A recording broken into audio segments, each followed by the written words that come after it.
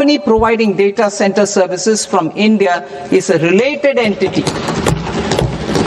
To harness the efficiency of just-in-time logistics for electronic manufacturing, I propose to provide safe harbor to non-residents for component warehousing in a bonded warehouse at a profit margin of 2% of the invoice value.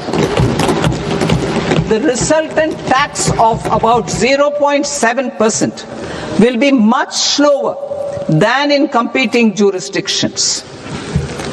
To provide fillip to toll manufacturing in India, I propose to provide exemption from income tax for 5 years to any non-resident who provides capital goods, equipment or tooling to any toll manufacturer in a bonded zone. To encourage vast pool of global talent to work in India for a longer period of time, I propose to provide exemption to global non-India sourced income of a non-resident expert for a stay period of 5 years under notified schemes. I propose to provide exemption from minimum alternate tax, the MAT, to all non-residents who pay tax on presumptive basis. Tax administration. I propose to constitute a joint committee of Ministry of Corporate Affairs and Central Board of Direct Taxes for incorporating the requirements of income computation and disclosure standards, the ICDS, in the Indian Accounting Standards, IND AS itself. Separate accounting requirement based on ICDS will be done away with from the tax year 27-28. To support Prime Minister Modi's vision of homegrown accounting and advisory firms to become global leaders, I propose to rationalize the definition of accountant for the purposes of safe harbor rules. Other tax proposals. Change in taxation of buyback was brought in to address the improper use of buyback route by promoters. In the interest of minority shareholders, I propose to tax buyback for all types of shareholders as capital gains. However, to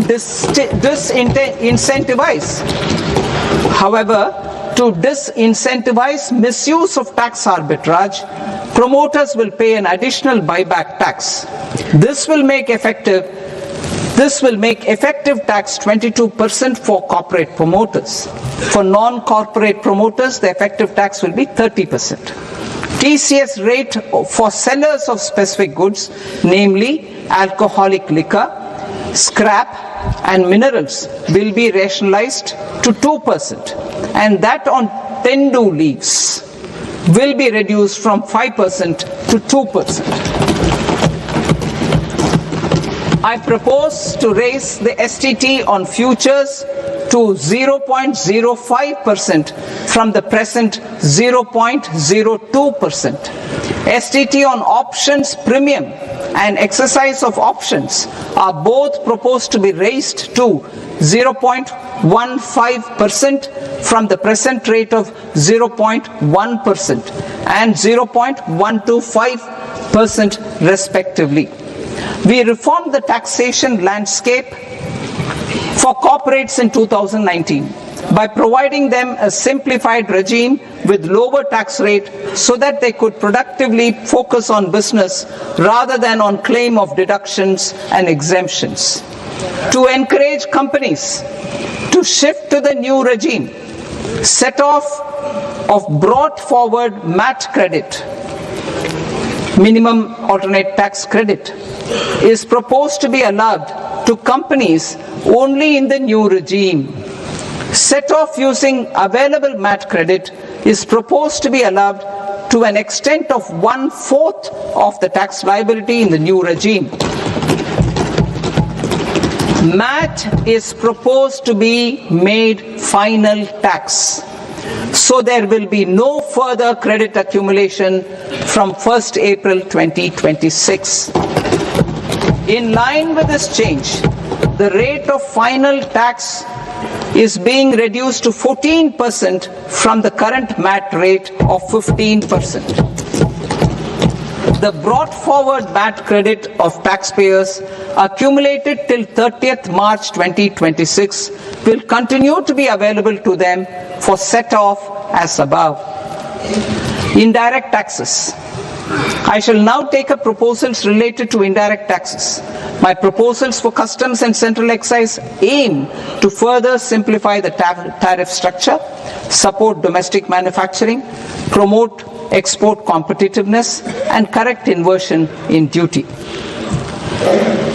To continue weeding out long continuing customs duty exemptions, I propose to remove certain exemptions on items which are being manufactured in India or where the imports are negligible. Similarly, to further simplify the process of ascertaining the rate of duty applicable on a particular item, I propose to incorporate certain effective rates in various customs notifications to the tariff schedule itself. I shall now take up sector-specific proposals.